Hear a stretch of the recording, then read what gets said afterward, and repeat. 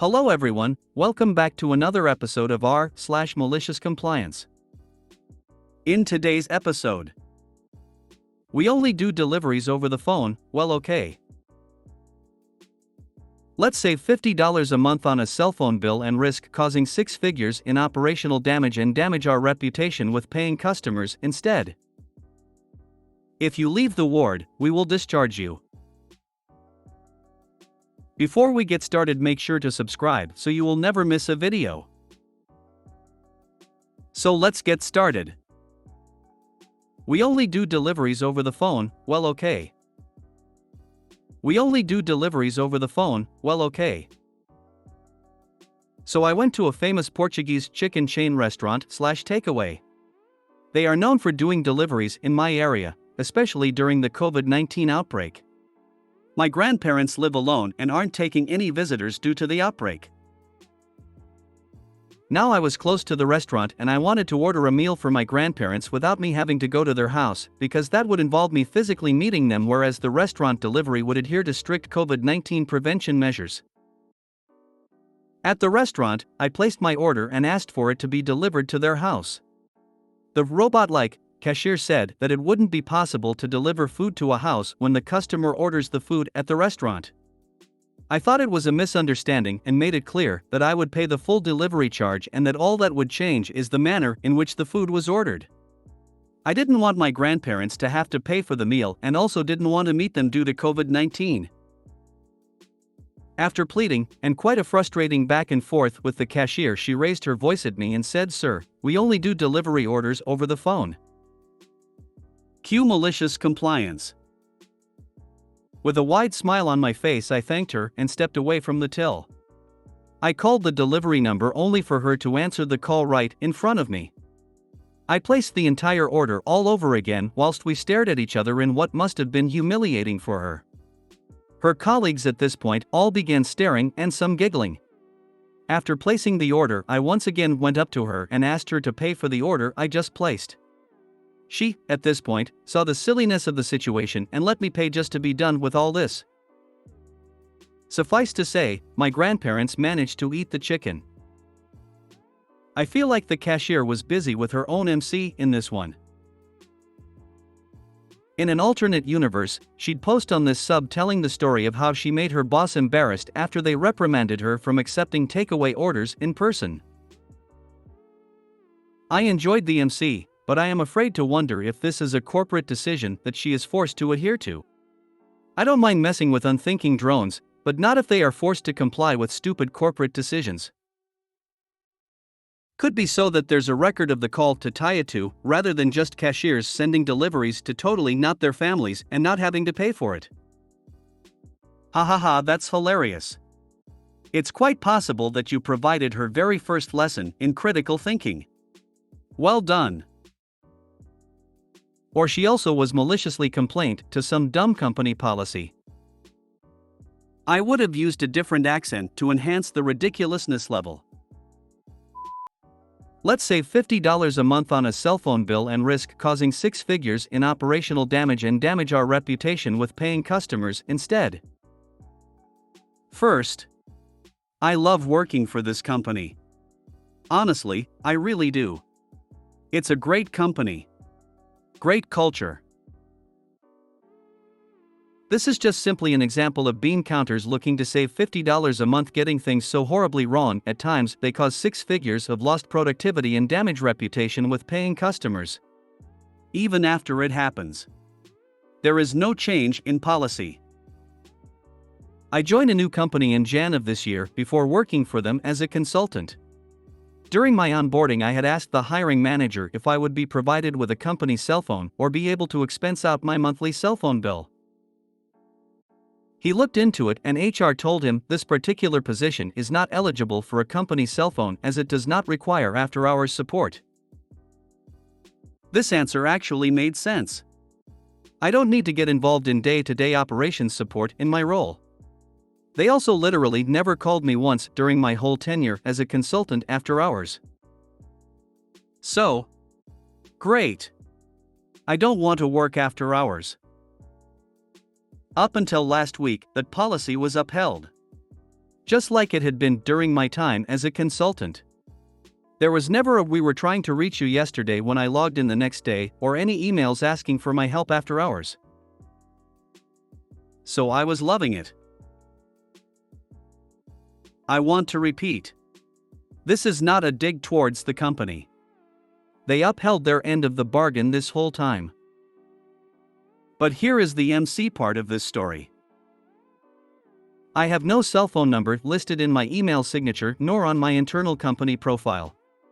Because hey, I don't have a company cell phone. I have a desk phone, but that's it. I talk with a lot of IT vendors in my role, and I don't need them calling my personal line. I also did not install Outlook on my personal phone or any company apps. So last week, a major update was applied to one of the platforms that fall under my purview. The actual maintenance is performed by an operations manager and their team. Things went smooth in our QA/test environment. I signed off, my boss signed off, so everything was ready, set, and go. Major update goes in. Someone incorrectly performed a few steps, even though that same person performed them just fine in QA. Things started going wrong.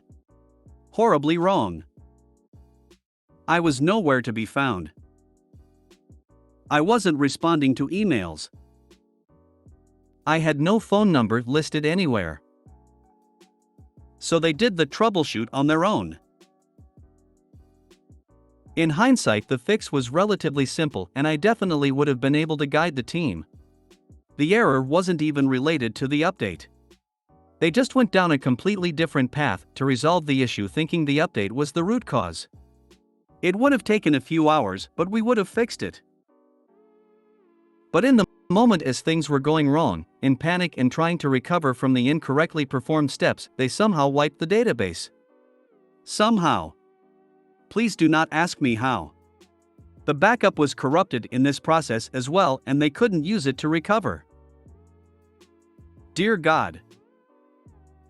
They had to go pull tape backups, which is excruciatingly slow to recover from and a week old. Monday morning I log into my laptop and I notice the hell that is going on. Oh. Crap. Get on a call with the operations manager. Operations manager is level-headed, no blame is thrown. Again. As I said. Great company. Great culture. Asks what happened to me. I told him I have no company phone. I asked for it and they said no. He just had to shake his head. Organizationally, he and I are at the same level. He just has a reporting structure and I do not. My boss and I got on a call for a debrief and he asked the same question. I gave the same answer. No company phone. He's the one that told me my position was ineligible for a company phone as I was not required for after-hours support.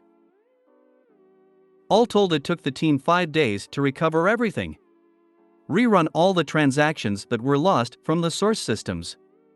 Another 1.5 days for the business teams to validate all was well and match up the numbers. My boss did ask me if I had a personal cell phone. I tell him no.